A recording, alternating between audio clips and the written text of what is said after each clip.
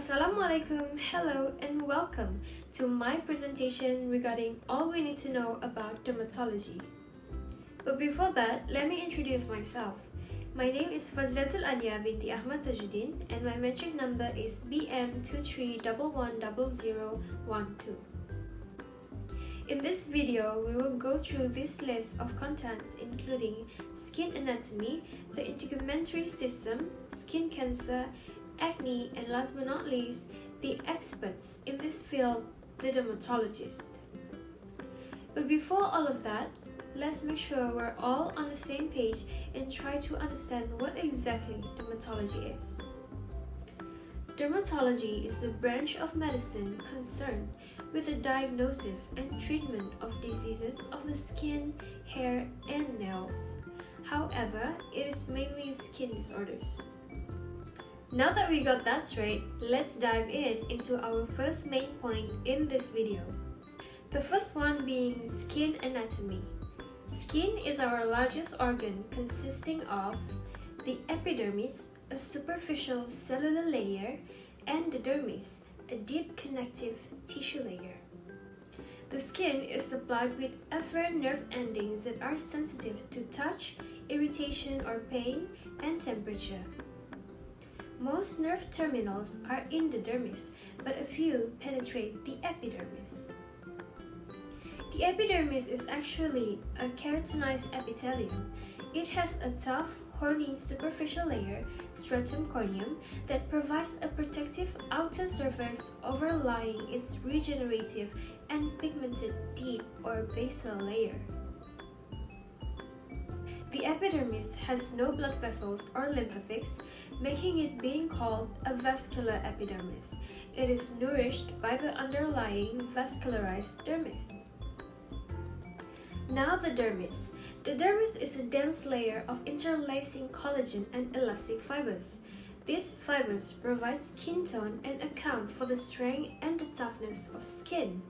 The characteristic tension and wrinkles that lines the skin are due to the predominant pattern in which collagen fibers run in. The dermis is supplied by arteries that enter its deep surface to form a cutaneous plexus of anastomosing arteries. Since we talk about the skin, it is also crucial that we mention the integumentary system.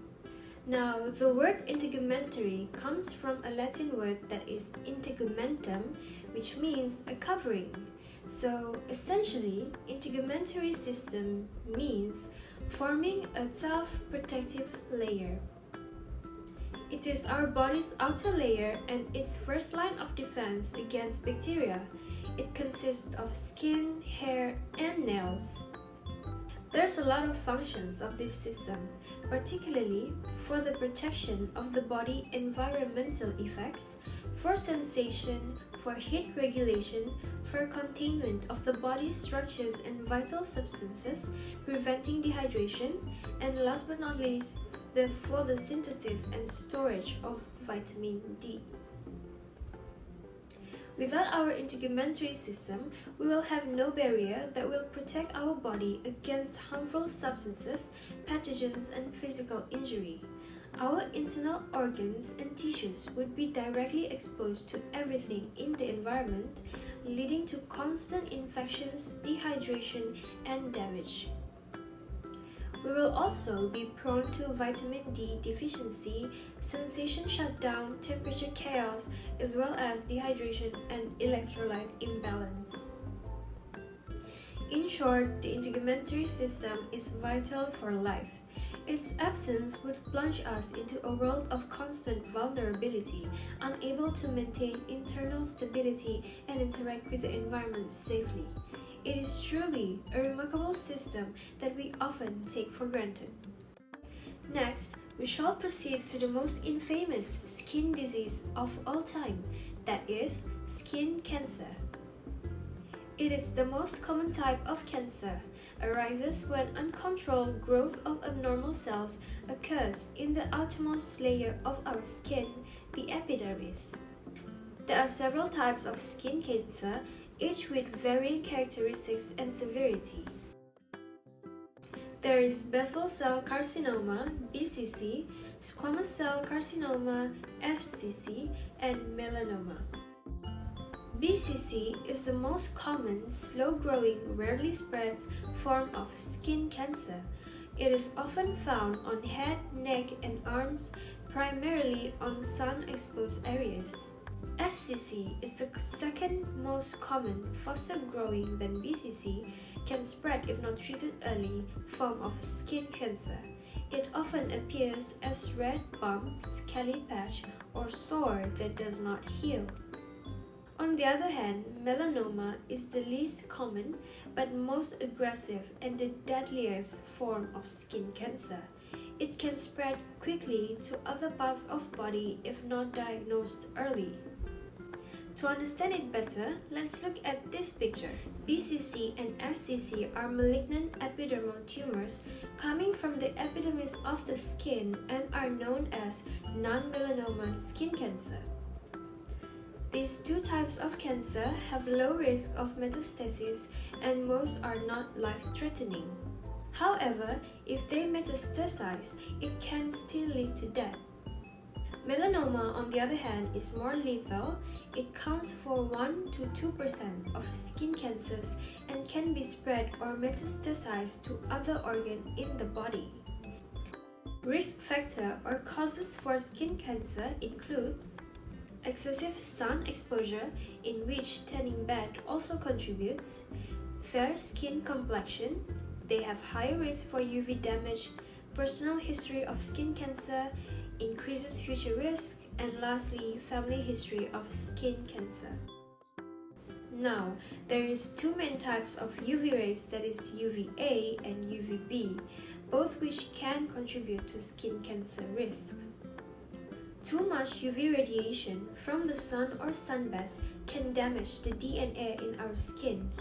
DNA tells our cells how to function, and if enough DNA damage is built up over time, it can cause the cells to grow out of control, which in the end leads to skin cancer.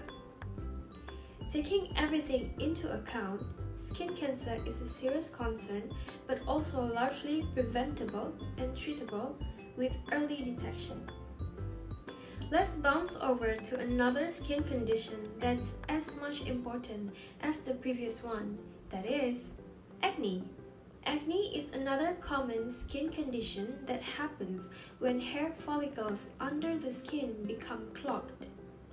Sebum, that is oils that keeps the skin from drying out, and dead skin cells plug the pores, which leads to outbreaks of lesions, commonly called pimples or zits. There are a few types of acne including blackheads, whiteheads, pustule, papule, cysts, and nodules, as you can see from this picture displayed. However, worry not, as acne can be prevented by various methods such as using acne spot treatment, having a hygienic facial treatment, or booking a consultation with a dermatologist. Talking about dermatologists, let's take a look at a few of our country's own famous and successful dermatologists, or skin experts, as we can call them. First and foremost, we have Dr. Nazirin Arifin. Dr. Nazirin earned her diploma degree in dermatology in 2005. Notably, 2 years later, she acquired her master's degree in clinical dermatology from St. John's Institute of Dermatology. Now, she's offering her service at Nazirin Skin Clinic, providing dermatology and aesthetics with a wide range of treatments. The next one we have Dato' Dr. Ko Chung Bang. Dr. Ko Chung Bang started out humbly with Ko Academy in 1997 as an in-house training department of Malaysia's pioneer and to date the largest skin, laser and medical aesthetic clinic, Ko Skin Specialist Center. Ko Academy has managed to train countless very successful medical aesthetic practitioners in Malaysia, many whom started their practice and many are currently influential medical aesthetic practitioners in the industry.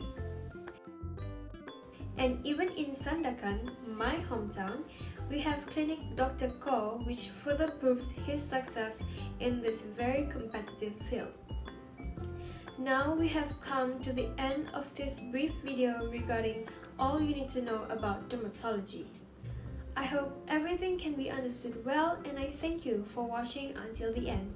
Remember, be sun smart, check your skin regularly, and visit your doctor if you notice any suspicious changes. Thank you!